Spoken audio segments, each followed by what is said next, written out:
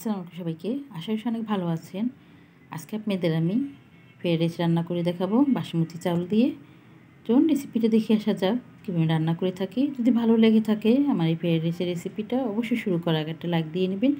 এখানে আমি সবজি কেটে নিয়েছি এখানে আমি বটবটি নিয়েছি, আর নিয়েছি ক্যাপসিকাম আর গাজর, আর নিয়েছি এখানে আমি মটরশুঁটি, কাঁচামরিচ নিয়েছি, আর পেঁয়াজ কেটে নিয়েছি, আর রসুন কুচি করে নিয়েছি। আর এখানে আমি 4টা ডিম ভেঙে নিয়েছি।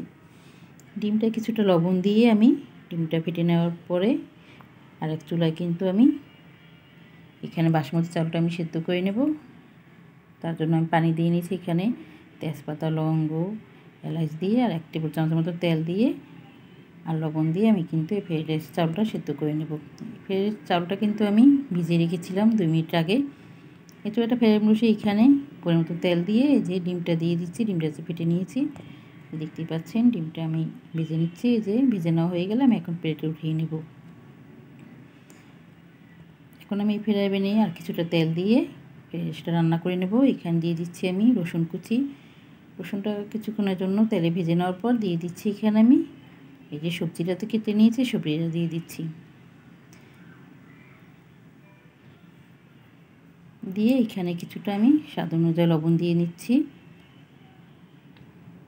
দিয়ে লাচা দিয়ে আমি ঢাকনা দিয়ে ঢেকে দেবো। সুন্দর এই সবজিটা কিন্তু নরম হয়ে আসবে।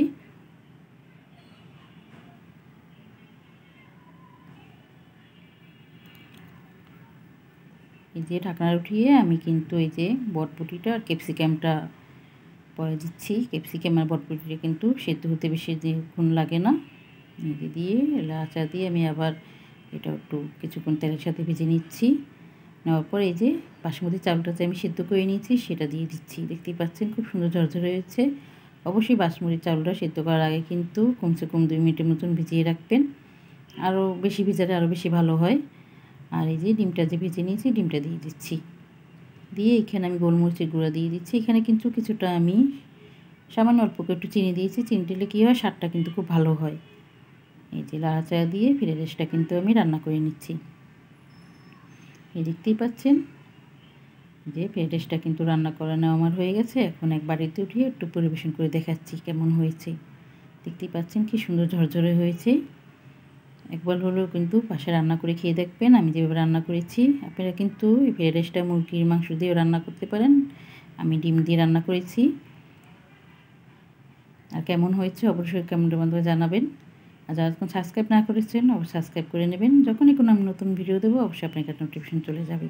আর সবাইকে অসংখ্য ধন্যবাদ আমার ভিডিও দেখার জন্য।